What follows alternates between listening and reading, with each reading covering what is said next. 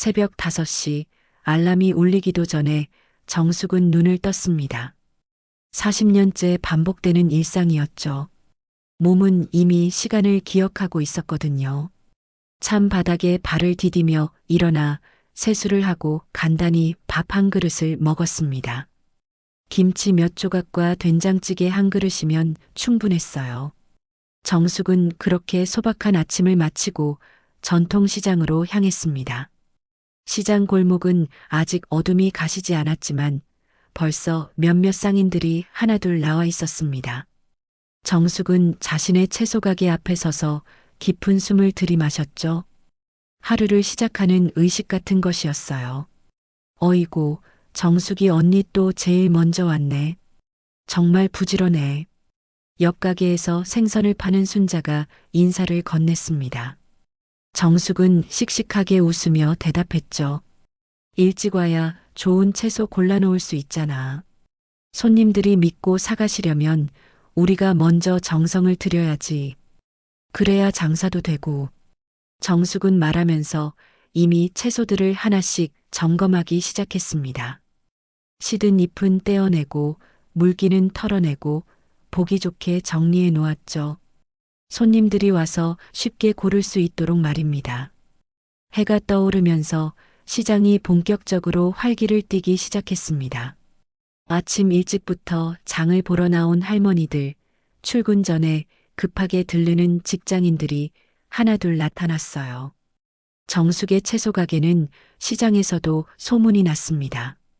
싱싱한 채소는 물론이고 정숙의 친절한 미소와 정직한 장사가 동네 사람들의 마음을 사로잡았거든요. 아줌마, 오이 하나만 주세요. 그래요, 할머니. 잠깐만요. 오이 한 개를 사러 온 할머니에게 정숙은 덤으로 하나를 더 얹어 주었습니다. 할머니는 고마워하며 돌아갔죠. 이런 모습을 지켜보던 다른 손님들도 흐뭇해했어요. 언니, 배추가 어떤 게 좋아요? 잘 모르겠어서. 배추를 고르지 못해 망설이는 젊은 아주머니에게는 직접 나서서 좋은 것을 골라주었습니다. 잎이 단단하고 속이 꽉 찬 것으로 말이죠. 이렇게 눌러보시면 돼요. 단단한 게 맛있어요. 그리고 이 색깔 보세요. 이렇게 푸른 게 싱싱한 거예요. 아, 그렇구나. 고마워요, 언니. 정숙은 이런 순간들이 좋았습니다. 사람들이 고마워하는 모습을 볼 때 자신이 하는 일에 보람을 느꼈거든요. 정숙이 언니는 정말 억척스러워. 남편 일찍 잃고도 혼자서 자식들 키우고 지금도 이렇게 부지런히 일하고. 맞아. 저런 사람이야말로 진짜 강한 여자지. 우리도 본받아야 해. 시장 상인들과 단골 손님들은 정숙을 그렇게 평가했습니다. 실제로 정숙은 20살에 결혼해서 남편과 함께 작은 가게를 꾸려나갔어요. 남편이 갑작스럽게 세상을 떠난 후에도 굴복하지 않고 두 아이를 키워냈습니다. 큰아들은 이제 35이 되어 가정을 꾸리고 회사를 다니고 있었고 작은 딸도 결혼해서 행복하게 살고 있었죠.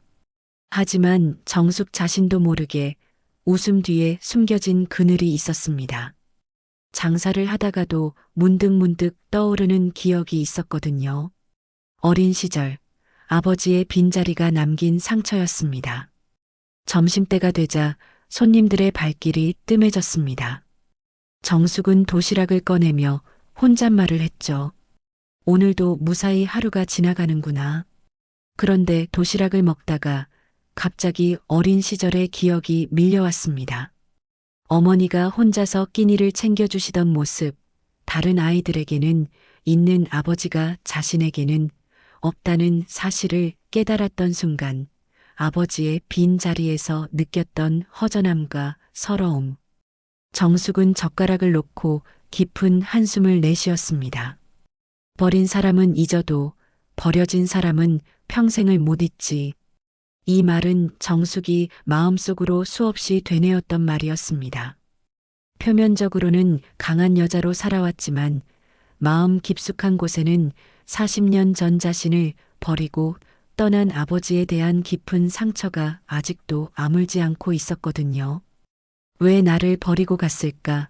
나에게 무슨 잘못이 있었을까? 그런 생각들이 가끔씩 마음을 짓눌렀어요. 오후가 되자 다시 손님들이 몰려들기 시작했습니다.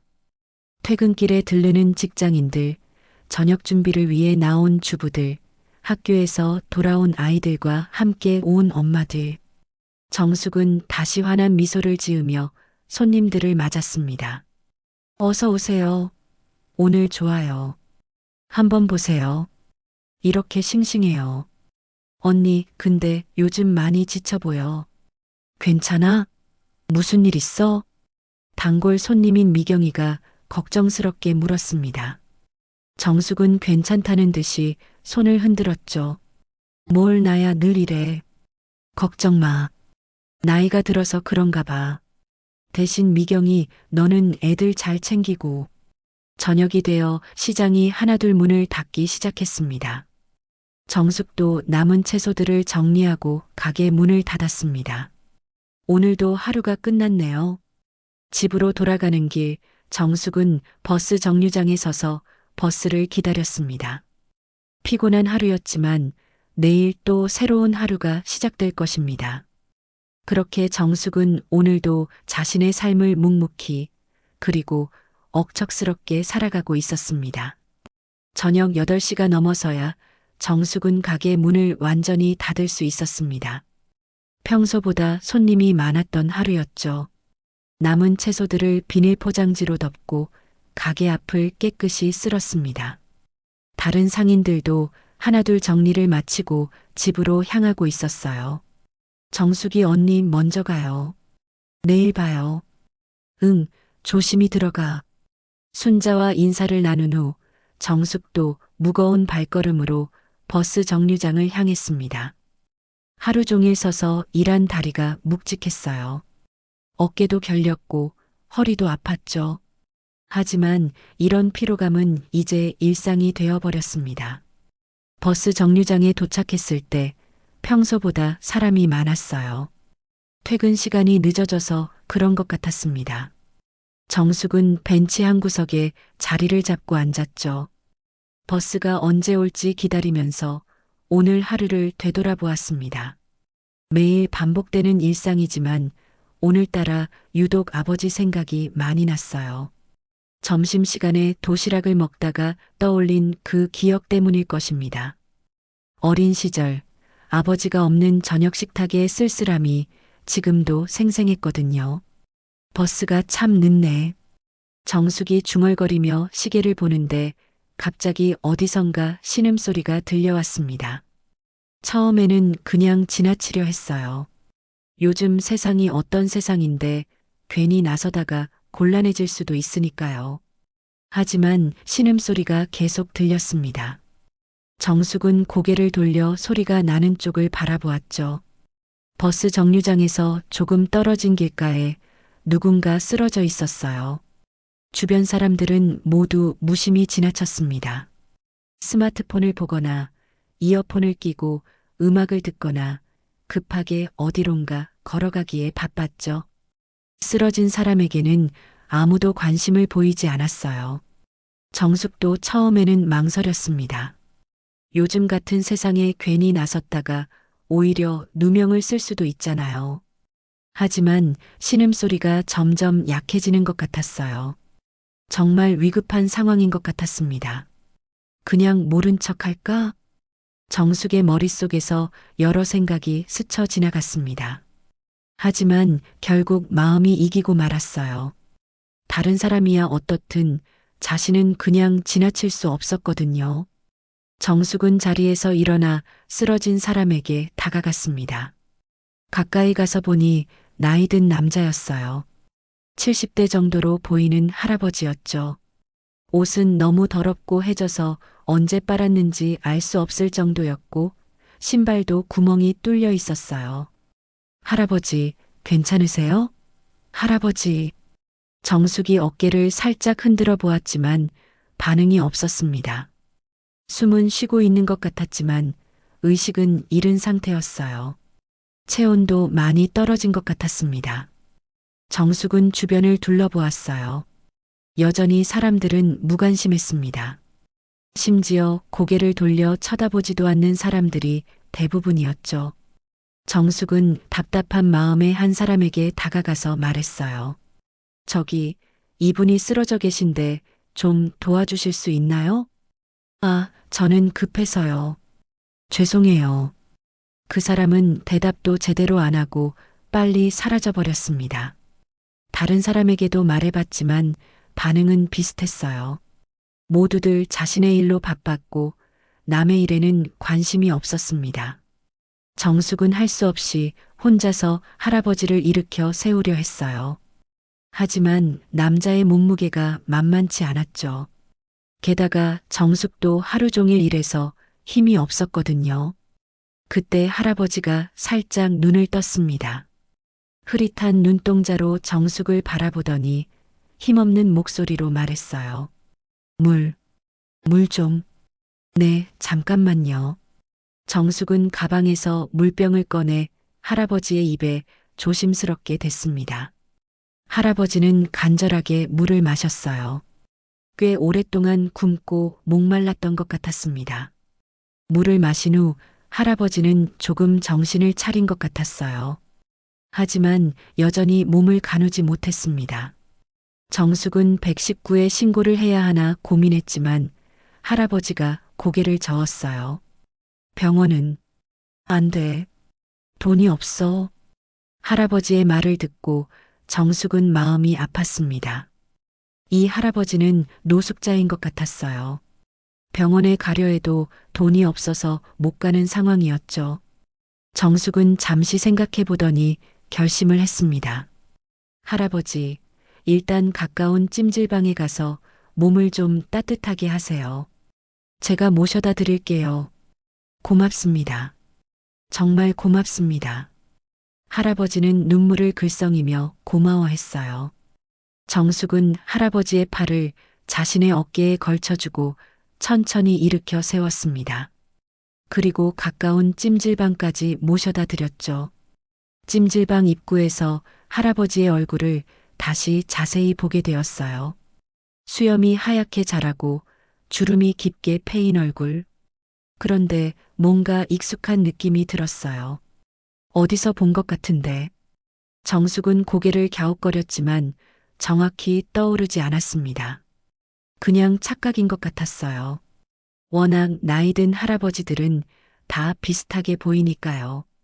할아버지, 여기서 하룻밤 주무세요. 내일 몸이 좀 나아지면 그때 다시 생각해 보시고. 고맙습니다. 정말 고맙습니다. 은혜를 어떻게 갚아야 할지. 정숙은 찜질방 비용을 내주고 할아버지를 맡겨두었습니다. 집으로 돌아가는 길 마음 한구석이 묵직했어요. 저런 할아버지가 세상에 얼마나 많을까 하는 생각이 들었거든요. 그날 밤 정숙은 잠을 이룰 수 없었습니다. 자꾸만 쓰러져 있던 할아버지의 모습이 떠올랐거든요. 그 처량한 몰골, 간절하게 물을 마시던 모습, 그리고 뭔가 익숙했던 그 얼굴. 뒤척이다가 결국 새벽 4시에 일어나고 말았어요. 왜 이렇게 신경이 쓰일까? 정숙은 찬물로 세수를 하며 혼잣말을 했습니다. 평소 같으면 남의 일에 이렇게까지 마음을 쓰지 않았는데 어제 그 할아버지는 달랐어요. 뭔가 그냥 지나칠 수 없는 느낌이었죠. 시장에 나가서도 마음이 편치 않았습니다. 채소를 정리하면서도 자꾸 그 할아버지 생각이 났어요. 밤새 잘 지냈을까? 몸은 좀 나아졌을까? 그런 걱정들이 머릿속을 맴돌았죠. 언니, 오늘 왜 이렇게 멍해? 무슨 일 있어? 옆 가게 순자가 걱정스럽게 물었습니다. 정숙은 어제 있었던 일을 간단히 말해 주었어요. 어머, 그런 일이 있었구나. 언니 참 착해. 요즘 같은 세상에 누가 그런 일까지 해. 그냥 지나칠 수가 없더라고. 근데 자꾸 신경이 쓰여. 점심시간이 되자 정숙은 결국 찜질방으로 발걸음을 향했습니다. 그냥 안부나 한번 물어보자는 마음이었어요. 찜질방 사장에게 어제 할아버지 얘기를 하니까 고개를 끄덕였습니다. 아, 그분 말이에요. 아직 계세요. 아침부터 계속 앉아만 계시더라고요. 말도 별로 안 하시고. 그럼 제가 잠깐 만나볼 수 있을까요? 그러세요. 안쪽 휴게실에 계실 거예요. 정숙이 휴게실로 들어가니 할아버지가 구석에 웅크리고 앉아 있었습니다. 어제보다는 좀 나아 보였지만 여전히 초라한 모습이었어요. 정숙이 다가가자 할아버지는 고개를 들었습니다. 어제 안녕하세요, 할아버지. 몸은 좀 어떠세요? 덕분에 살았습니다. 정말 고맙습니다. 할아버지는 고개를 푹 숙이며 인사했어요. 목소리는 어제보다 훨씬 또렷했습니다. 정숙은 옆에 앉으며 물었죠. 할아버지는 어디서 오신 거예요? 가족은 계신가요? 할아버지는 잠시 망설이더니 고개를 저었습니다. 기억이 가물가물해요. 나이가 드니까 자꾸 까먹네요. 정숙은 할아버지의 대답이 이상했어요. 진짜 기억을 못하는 것 같기도 하고 일부러 말을 안 하는 것 같기도 했거든요. 하지만 더 캐묻기는 어려웠죠. 그럼 이름은 기억하세요? 이름도. 할아버지는 머리를 감싸며 괴로워했습니다. 정말 기억을 못하는 것 같았어요. 혹시 치매에 기가 있는 건 아닐까 하는 생각이 들었습니다. 그때 할아버지가 주머니에서 뭔가를 꺼냈어요. 손바닥 크기의 낡은 사진이었습니다. 사진 모서리는 너덜너덜하고 색깔도 많이 바랬어요. 하지만 사진 속 인물들은 선명하게 볼 수 있었죠. 정숙이 사진을 받아들고 보는 순간 온몸에 전율이 흘렀습니다. 사진 속에는 어린 여자아이와 젊은 여자가 찍혀 있었어요. 어린 여자아이는 8살 정도로 보였고 젊은 여자는 30대 초반 정도 되어 보였습니다. 이건 정숙의 손이 떨리기 시작했어요. 사진 속 어린 여자아이는 틀림없이 어린 시절의 자신이었고 젊은 여자는 돌아가신 어머니였거든요. 40년도 더 된 오래된 사진이었지만 정숙은 한눈에 알아볼 수 있었습니다. 할아버지, 이 사진은 어떻게? 정숙이 떨리는 목소리로 물었지만 할아버지는 대답을 못했어요. 그저 사진을 바라보며 눈물만 흘릴 뿐이었죠. 정숙은 다시 할아버지의 얼굴을 자세히 보았습니다. 어제 밤부터 계속 익숙하다고 느꼈던 그 얼굴. 하얀 수염을 걷어내고 주름진 피부 사이로 보이는 눈매와 코, 입술의 모양을 찬찬히 살펴보았어요. 그 순간 정숙의 머릿속에서 오래된 기억이 떠올랐습니다. 어린 시절 자신을 무릎에 앉혀놓고 책을 읽어주던 아버지의 모습, 그때 그 따뜻한 목소리, 그 다정한 눈빛. 설마 아버지? 정숙의 입에서 저도 모르게 그 말이 튀어나왔습니다. 할아버지는 정숙을 바라보며 계속 눈물을 흘렸어요. 대답은 하지 않았지만 그 눈빛이 모든 걸 말해주고 있었습니다. 정말 아버지세요? 정숙의 목소리가 점점 떨렸어요.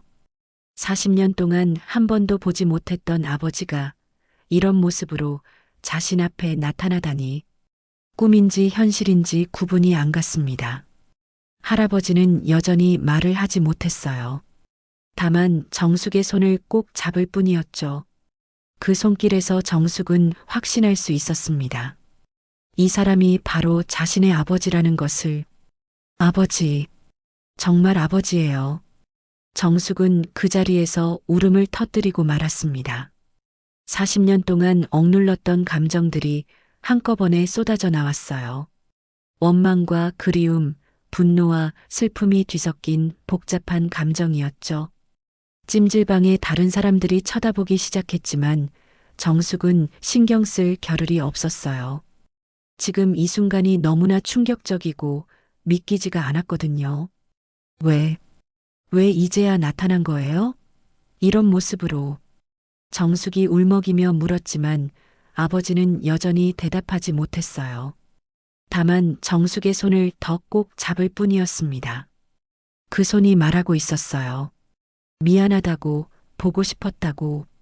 정숙은 혼란스러웠습니다.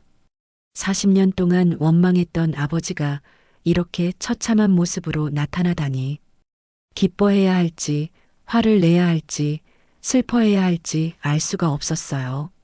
정숙은 아버지를 자신의 집으로 데려올 수밖에 없었습니다. 찜질방에 계속 두고 볼 수는 없었거든요. 하지만 마음은 복잡했어요. 40년 동안 원망해왔던 사람을 집으로 모셔온다는 것이 쉬운 일은 아니었죠. 할아버지, 우리 집에서 좀 쉬세요. 몸이 나을 때까지. 아버지는 고개만 끄덕였을 뿐 여전히 말을 하지 못했어요. 기억이 흐릿한 건지 아니면 말하기 어려운 사정이 있는 건지 알 수 없었습니다. 집으로 가는 길에 정숙의 마음은 더욱 무거워졌어요. 동네 사람들이 뭐라고 할까, 아이들이 뭐라고 할까 하는 걱정이 앞섰거든요. 특히 40년 동안 아버지 얘기를 꺼내는 것조차 금기시했던 집안 분위기를 생각하면 더욱 그랬죠. 어머, 정숙이 언니 저분은 누구세요? 아파트 입구에서 마주친 이웃 영희가 호기심 어린 눈으로 물었습니다. 정숙은 잠시 망설이다가 대답했어요. 그냥 아는 분이에요. 몸이 안 좋아서 잠시 모셔온 거예요. 아, 그러세요. 참 착하시네요. 하지만 영희의 눈빛에서 의심스러워하는 기색을 읽을 수 있었어요. 정숙은 서둘러 아버지를 집으로 모셨습니다. 집에 도착하자마자 정숙은 아버지를 씻겨드렸어요. 오랫동안 제대로 씻지 못했던 몸에서는 냄새가 났고 옷도 갈아입혀야 했죠. 남편이 남겨둔 옷들이 있어서 다행이었어요. 깨끗하게 씻고 나니 아버지의 모습이 좀 더 선명해졌습니다. 여전히 늙고 수척한 모습이었지만 어린 시절 기억 속의 아버지와 닮은 부분들이 보이기 시작했어요. 아버지, 이제 좀 어떠세요? 정숙이 따뜻한 미역국을 끓여서 드렸습니다. 아버지는 눈물을 흘리며 국을 마셨어요. 오랫동안 제대로 된 음식을 먹지 못했던 것 같았죠. 그런데 저녁 무렵부터 문제가 시작되었습니다. 동네 사람들이 하나둘 찾아오기 시작한 거예요. 정숙이 언니 무슨 일이에요? 아까 어떤 할아버지를 모셔오시던데. 그냥 아는 분이라고 했잖아요. 근데 그 할아버지 거지같이 생기셨던데. 혹시 노숙자 아니에요? 위험하지 않을까요? 동네 아주머니들의 걱정 섞인 잔소리가 시작되었어요. 정숙은 점점 지쳐갔습니다. 그보다 더 큰 문제는 가족들의 반응이었어요. 큰아들 민수가 퇴근 후 집에 들렀다가 아버지를 보고는 깜짝 놀랐습니다. 엄마, 이분이 누구세요? 정숙은 한참을 망설이다가 진실을 말했어요. 네, 할아버지다. 할아버지요? 엄마, 무슨 소리예요? 할아버지는 돌아가셨다고 하셨잖아요. 돌아가신 게 아니라 그냥 떠나신 거였어. 민수는 믿을 수 없다는 표정을 지었어요. 그리고 화가 나기 시작했죠. 엄마가 거짓말을 하신 거예요? 40년 동안? 거짓말한 게 아니라 말하기 어려워서. 그럼 이분이 정말 제 할아버지라는 거예요? 엄마를 버리고 떠났다는 그 사람이요? 민수의 목소리가 점점 높아졌어요. 옆에서 듣고 있던 아버지는 고개를 푹 숙였습니다. 이튿날 작은 딸 영미까지 달려왔어요. 오빠에게서 연락을 받고 급히 온 거였죠. 엄마, 정말 미쳤어요? 왜 그런 사람을 집에 데려와요? 영미야, 그래도 내 할아버지인데. 할아버지가 뭐예요? 40년 동안 소식도 없던 사람이 갑자기 나타났다고 할아버지예요? 엄마 혼자 얼마나 고생하며 우리 키웠는데. 영미는 울면서 소리쳤어요. 정숙의 마음도 찢어질 것 같았습니다. 동네 사람들의 수군거림도 점점 심해졌어요. 정숙이 언니가 왜 저런 사람을 거두는지 모르겠어. 아무리 그래도 노숙자를 집에 데려오는 건 위험하지 않나? 혹시 치매 있는 건 아닐까? 무슨 사고라도 치면 어떻게 해? 이런 소리들이 정숙의 귀에 들어왔어요. 마음이 점점 무거워졌습니다. 그날 밤 정숙은 더 이상 참을 수가 없었어요. 40년 동안 마음속에 쌓인 모든 감정이 폭발하고 말았습니다. 아버지, 정말 아버지 맞죠? 아버지는 고개를 끄덕였어요. 그럼 대답 좀 해봐요. 왜 그때 우리를 버리고 갔어요? 왜? 정숙의 목소리가 떨렸어요. 40년 동안 하고 싶었던 말이었죠. 당신 때문에 내가 어떤 인생을 살았는지 알아요? 엄마 혼자 얼마나 힘들어했는지 알아요? 눈물이 쏟아졌어요. 배고파서 울던 어린 나를 두고 당신은 어디 있었어요? 다른 아이들은 다 아버지가 있는데 나만 없어서 얼마나 부러워했는지 알아요? 아버지는 눈물을 흘리며 무릎을 꿇었습니다. 하지만 여전히 입을 열지 못했어요. 제발 말 좀 해봐요. 왜 이제야 나타났어요? 이런 꼴이 돼서 정숙은 쓰러질 듯 울었어요. 40년 동안 억눌렀던 모든 원망과 분노가 터져 나왔습니다. 아버지는 그저 미안하다는 듯이 고개만 숙일 뿐이었어요. 그 모습을 보니 정숙은 더욱 화가 났습니다. 미안하면 다해요? 40년이 지났는데 미안하다는 말로 다 해결되는 거예요? 하지만 동시에 마음 한구석에서는 연민도 느껴졌어요. 이렇게 초라한 모습으로 나타난 아버지를 보니 원망만 할 수는 없었거든요. 정숙은 혼란스러웠습니다. 원망해야 할지, 용서해야 할지, 아니면 그냥 내보내야 할지 아무것도 확실하지 않았어요. 며칠이 지나도 아버지는 여전히 말을 하지 않았습니다. 정숙이 아무리 물어봐도 고개만 끄덕이거나 눈물을 흘릴 뿐이었어요. 답답한 마음에 정숙은 동네 병원에 아버지를 모시고 갔습니다. 환자분이 심한 충격을 받으신 것 같아요. 일시적인 실어증일 수도 있고 아니면 치매 초기 증상일 수도 있어요. 의사의 말을 듣고 정숙은 더욱 혼란스러웠어요. 그래도 약을 처방받아서 꾸준히 드리기로 했습니다. 집으로 돌아오는 길에 정숙은 어머니의 유품이 담긴 방을 오랜만에 들여다보았어요. 어머니가 돌아가신 후 그대로 둔 방이었죠. 혹시 아버지와 관련된 뭔가가 있을까 해서였어요. 옷장 깊숙한 곳에서 낡은 상자를 발견했습니다. 정숙도 처음 보는 상자였어요. 상자를 열어보니 오래된 편지들과 서류들이 들어 있었습니다. 편지 중 하나를 펼쳐보는 순간 정숙은 큰 충격을 받았어요. 그건 어머니가 쓴 일기였는데 아버지에 대한 진실이 적혀 있었거든요. 1985년 3월 15일. 오늘 당신 아버지를 내보냈다. 정숙이가 자고 난 후에.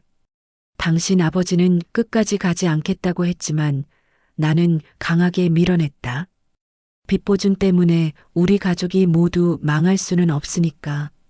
정숙의 손이 떨렸어요. 계속 읽어보니 더욱 충격적인 내용이 나왔습니다. 당신 아버지는 나쁜 사람이 아니었다. 다만 너무 착했을 뿐이야. 친구가 사업 자금이 필요하다고 하니까 보증을 서주었고 그 친구가 사업에 실패해서 빚더미에 앉게 된 거였어. 당신 아버지도 피해자였던 거지. 정숙은 믿을 수 없었어요. 어머니가 늘 말씀하셨던 것과 전혀 달랐거든요. 편지는 계속되었습니다. 하지만 채권자들이 매일 집에 찾아와서 협박을 했어. 정숙이가 무서워할까봐 당신 아버지를 내보낼 수밖에 없었다. 당신 아버지는 눈물을 흘리며 정숙이를 한참 바라보더니 알았다고 했어. 정숙이를 지키기 위해서라면 어디든 가겠다고. 정숙의 세계가 무너지는 느낌이었어요. 40년 동안 자신이 알고 있던 것이 모두 거짓이었다는 사실을 깨달았거든요. 그 후로 당신 아버지는 한 번도 집에 오지 않았어. 아마 우리를 지키기 위해서였을 거야. 하지만 나는 정숙이에게 아버지가 우리를 버리고 갔다고 말했어. 그게 더 쉬운 설명이라고 생각했거든. 미안하다, 정숙아. 편지를 다 읽고 나서 정숙은 주저앉고 말았어요. 너무나 충격적인 내용이었죠. 다음 편지에는 더욱 놀라운 내용이 있었습니다. 1987년 10월 2일. 오늘 당신 아버지 소식을 들었어. 보증을 서준 친구가 배신해서 당신 아버지 명의로 더 많은 빚을 만들어 놓고 도망갔다는 거야. 당신 아버지는 모든 재산을 잃고 길거리에 나앉게 되었대. 그래도 우리에게는 연락하지 않았어. 우리가 피해를 받을까 봐서. 1990년 6월 10일. 당신 아버지가 공사장에서 사고를 당했다는 소식을 들었어. 다리를 크게 다쳐서 제대로 일을 못하게 되었다는 거야. 그 후로는 소식이 끊어졌어. 아마 노숙자가 되었을 거야. 마음은 아프지만 어쩔 수 없어. 우리라도 잘 살아야지. 정숙은 온몸이 떨렸어요. 아버지가 자신들을 버린 게 아니라 오히려 자신들을 지키기 위해 희생한 거였던 것입니다. 마지막 편지에는 어머니의 마지막 바람이 적혀 있었어요.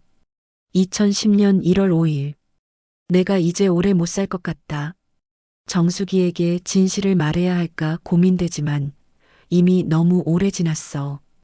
정숙이가 아버지를 원망하며 살아온 게 미안하다. 하지만 그게 정숙이를 강하게 만든 것도 사실이야.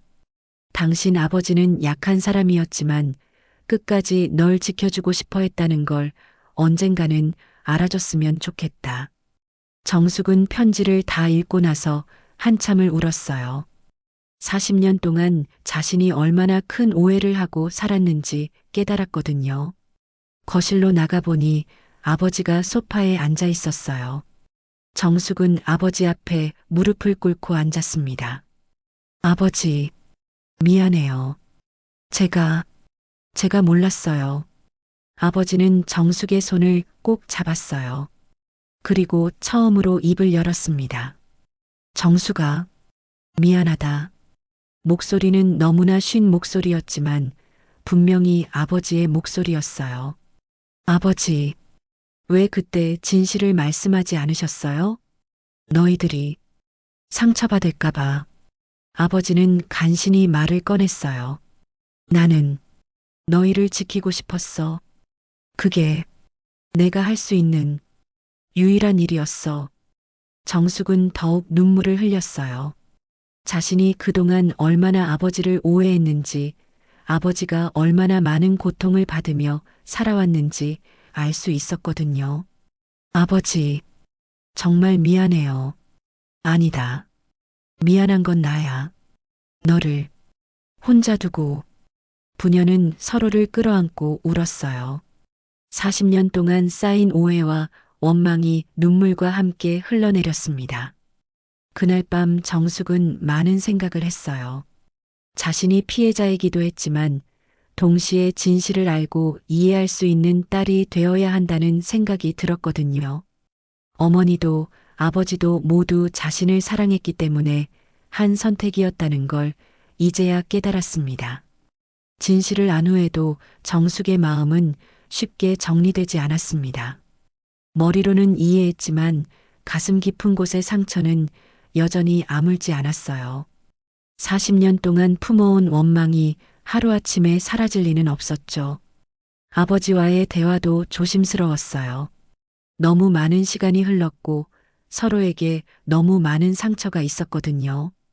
아버지는 여전히 말수가 적었고 정숙도 뭐라고 말을 건네야 할지 어려웠습니다. 아버지, 그동안 어떻게 사셨어요? 어느 날 저녁 정숙이 용기를 내어 물어보았어요. 아버지는 한참을 망설이다가 대답했습니다. 힘들었어. 하지만 너희 생각하며 버텼어? 혹시 우리를 찾으려고 생각해 보신 적은 없으세요? 아버지의 눈에 눈물이 맺혔어요. 매일 생각했어. 하지만 나타나면 너희에게 피해가. 아버지의 말을 들으며 정숙은 복잡한 심정이었어요. 이해는 되지만 왜 조금의 연락도 없었는지는 여전히 서운했거든요. 그런데 며칠 후 더 큰 문제가 생겼습니다. 아버지의 건강이 갑자기 나빠진 거예요. 열이 나고 식은땀을 흘리기 시작했죠. 급히 병원에 모셔갔더니 의사의 표정이 심각했어요. 환자분이 오랫동안 영양실조와 추위에 노출되셨던 것 같아요. 몸의 면역력이 많이 떨어져 있고 폐렴 증상도 보입니다. 입원이 필요해요. 정숙은 당황했어요. 이제 막 아버지를 찾았는데 또다시 잃을 수도 있다는 생각이 들었거든요. 하지만 입원비 문제가 발목을 잡았어요.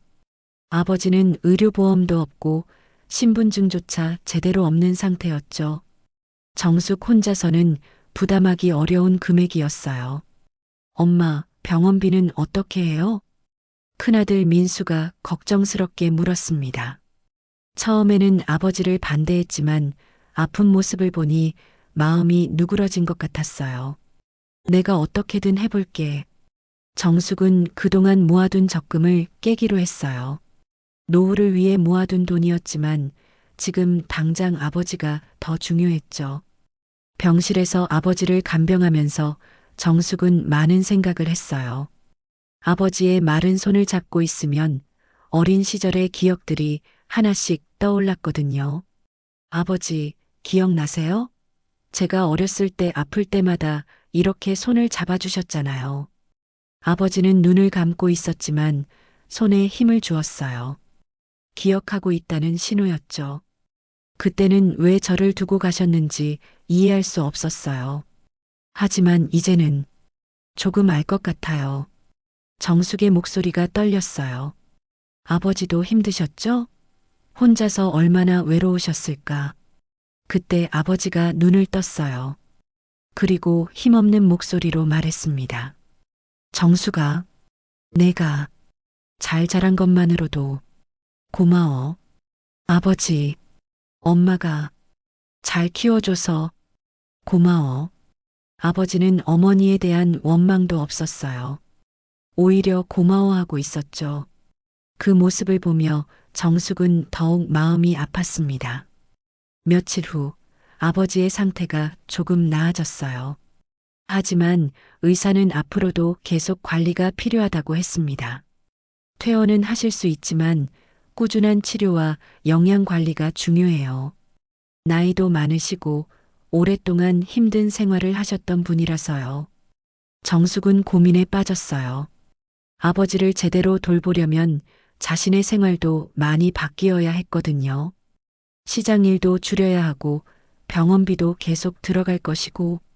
그런데 그날 밤 아버지가 정숙의 손을 잡고 말했어요. 정숙아, 나는 이제 괜찮아. 무슨 말씀이세요? 너를 다시 볼 수 있어서 행복했어. 그것만으로도 충분해. 아버지의 말에서 이상한 느낌이 들었어요. 마치 작별 인사를 하는 것 같았거든요. 아버지, 그런 말씀 마세요. 이제부터 함께 살아가야죠. 고맙다. 정말 고마워.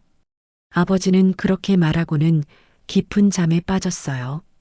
정숙은 불안한 마음에 아버지 곁에서 밤을 새웠습니다.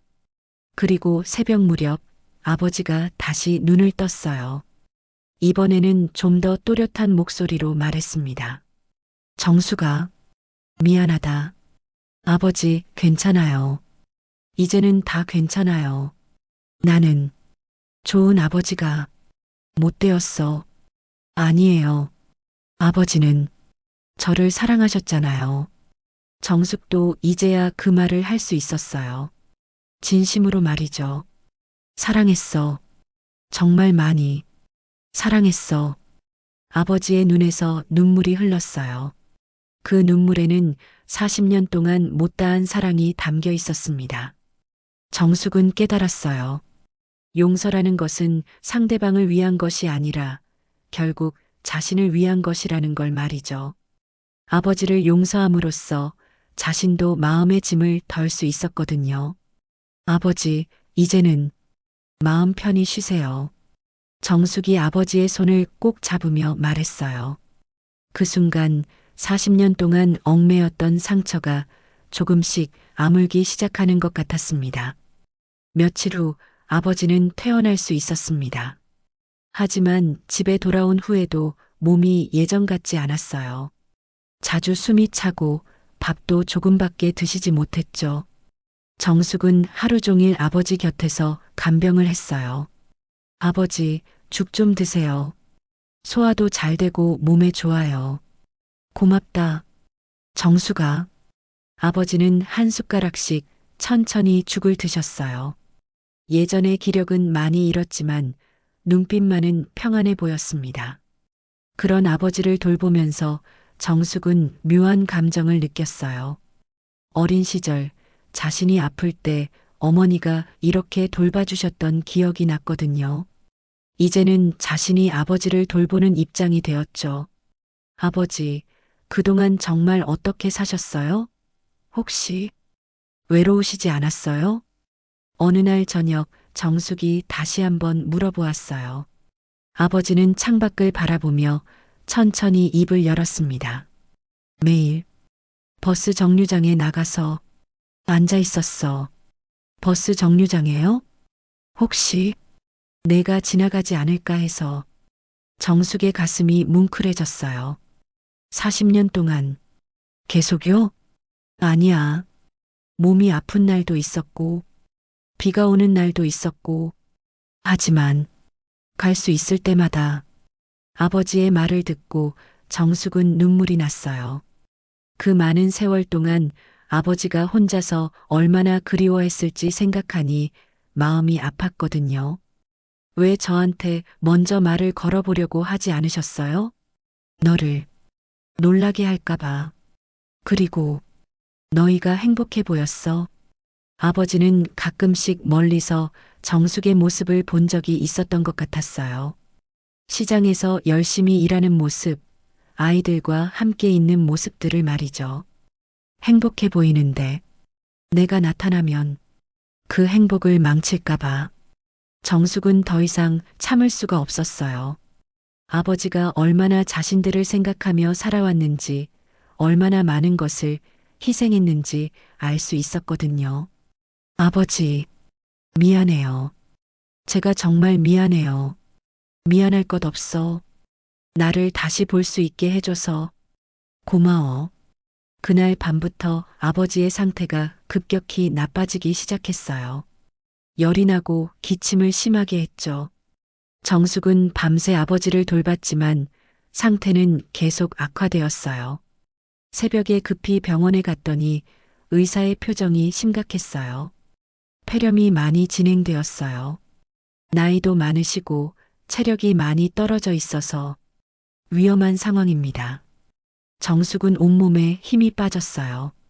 이제 막 아버지와 화해했는데 또다시 이별해야 한다는 게 믿어지지 않았거든요. 중환자실로 옮겨진 아버지는 산소호흡기를 착용한 채 누워 있었어요. 정숙은 유리창 너머로 아버지를 바라보며 눈물을 흘렸습니다. 아버지, 제발 괜찮아지세요. 이제 막 시작인데. 며칠이 지나도 아버지의 상태는 나아지지 않았어요. 오히려 더 악화되는 것 같았죠. 의사는 마음의 준비를 하라고 했어요. 큰아들 민수와 작은 딸 영미도 병원으로 달려왔어요. 처음에는 반대했던 아이들도 할아버지의 마지막을 지켜보고 싶어 했죠. 엄마, 할아버지 괜찮아지실까요? 영미가 걱정스럽게 물었어요. 정숙은 고개를 저었습니다. 모르겠다. 의사 선생님 말로는. 그날 밤 기적적으로 아버지가 잠시 의식을 되찾았어요. 정숙은 급히 중환자실로 들어가서 아버지의 손을 잡았습니다. 아버지, 아버지 정신 차리세요. 아버지는 힘겹게 눈을 뜨고 정숙을 바라봤어요. 정숙아, 와줘서 고마워. 아버지, 괜찮아지실 거예요. 이제 함께 살아야 하잖아요. 하지만 아버지는 고개를 저었어요. 이제 시간이 다 된 것 같다. 아니에요. 아직 하고 싶은 말도 많고 함께 가고 싶은 곳도 많다고요. 정숙은 울면서 말했어요. 하지만 아버지의 표정은 평온했습니다. 정숙아, 한 가지만 물어볼 수 있을까? 네, 뭐든지 말씀하세요.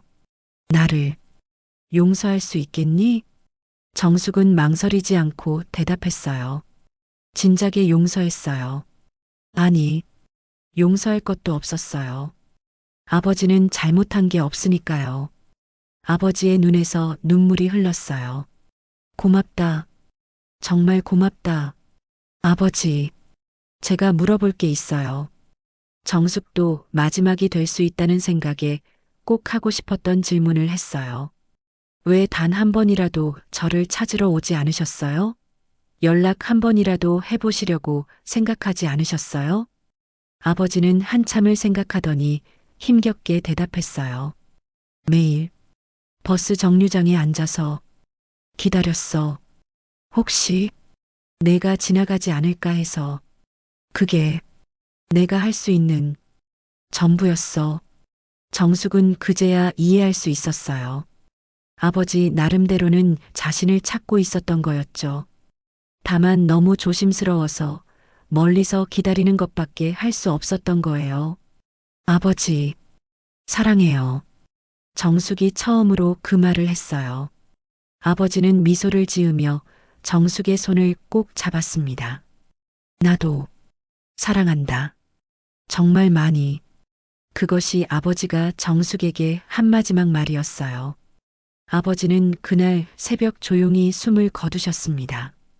마지막까지 정숙의 손을 꼭 잡고 계셨어요. 의료진이 임종을 확인하고 나서도 정숙은 한참 동안 아버지의 손을 놓을 수 없었습니다. 아버지, 아버지. 정숙은 울면서 아버지를 불렀지만 대답은 없었어요. 40년 만에 다시 만나서 겨우 몇 주를 함께 보냈는데 또다시 영원한 이별을 해야 한다는 현실이 받아들여지지 않았거든요.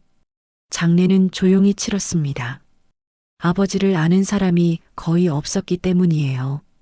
정숙과 아이들, 그리고 몇몇 이웃들만 참석했죠. 하지만 정숙은 정성을 다해 아버지를 떠나보냈어요. 할아버지, 이제는 편히 쉬세요. 큰아들 민수가 관 앞에서 절을 올리며 말했어요. 처음에는 반대했던 아이들도 마지막에는 할아버지를 진심으로 받아들였죠. 엄마, 괜찮으세요? 작은 딸 영미가 걱정스럽게 물었어요. 정숙은 고개를 끄덕이며 대답했습니다. 괜찮다. 아버지가 평안하게 가셨으니까. 장례를 마치고 집으로 돌아온 정숙은 아버지가 계셨던 방을 정리했어요. 별로 가져온 물건도 없었지만 하나하나가 소중했습니다. 특히 그 낡은 사진은 정숙이 간직하기로 했어요. 며칠 후 정숙은 다시 시장으로 나갔어요. 생활은 계속되어야 했으니까요. 하지만 예전과는 가달랐습니다. 마음이 한결 가벼워진 느낌이었어요. 언니 많이 힘드셨죠? 옆 가게 순자가 위로의 말을 건넸어요. 동네 사람들도 정숙의 사정을 알고 나서는 따뜻하게 대해주었습니다. 괜찮아. 오히려 마음이 편해졌어. 정숙은 진심으로 그렇게 말할 수 있었어요. 40년 동안 마음속에 짐처럼 남아있던 원망과 상처가 많이 사라졌거든요. 어느 날 정숙은 아버지의 낡은 모자를 가게 한구석에 걸어두었어요. 아버지가 마지막까지 쓰고 계셨던 그 모자였죠. 언니, 그건 왜 걸어놓으세요? 순자가 궁금해하며 물었어요. 정숙은 미소를 지으며 대답했습니다. 우리 아버지 모자야. 아버지가 여기서 저를 지켜보고 계시는 것 같아서 매일 아침 가게에 나와서 정숙은 그 모자를 바라보며 마음속으로 아버지와 대화했어요. 아버지, 오늘도 좋은 하루 되세요. 저는 열심히 살아갈게요. 그러면 아버지가 대답하는 것 같았어요. 그래, 정숙아. 너는 잘하고 있어. 시간이 지나면서 정숙은 많은 것들을 깨달았어요. 원망과 용서, 이별과 만남, 상처와 치유. 모든 것이 삶의 일부라는 걸 알게 되었죠. 어느 날 저녁 정숙은 어머니의 사진 앞에 앉아 있었어요. 어머니, 이제야 다 이해했어요. 어머니도 아버지도 모두 저를 사랑하셨던 거죠. 어머니의 사진이 미소 짓는 것 같았어요. 그때는 어린 마음에 원망도 많이 했지만 이제는 알겠어요. 어머니가 얼마나 힘든 결정을 하셨는지. 정숙은 어머니와 아버지 모두에게 감사했어요. 서로 다른 방식이었지만 둘 다 자신을 위해 최선을 다했던 거니까요. 며칠 후 정숙은 아버지가 자주 앉아 있었다는 그 버스 정류장을 찾아갔어요. 평범한 버스 정류장이었지만 정숙에게는 특별한 의미가 있는 곳이었죠. 벤치에 앉아서 주변을 둘러보니 아버지가 이곳에서 자신을 기다렸을 모습이 그려졌어요. 비가 와도 눈이 와도 혹시나 하는 마음으로 이 자리를 지키셨을 아버지의 모습이. 아버지, 이제는 기다리지 마세요. 저 여기 있어요. 정숙은 마음속으로 아버지에게 말했어요. 집으로 돌아가는 길에 정숙은 자신이 많이 변했다는 걸 느꼈어요. 예전에 억척스럽기만 했던 모습에서 이제는 부드러움과 따뜻함이 더해진 것 같았죠. 그날 밤 정숙은 일기를 썼어요. 오랫동안 쓰지 않았던 일기였죠. 오늘로 아버지를 떠나보낸 지 한 달이 되었다.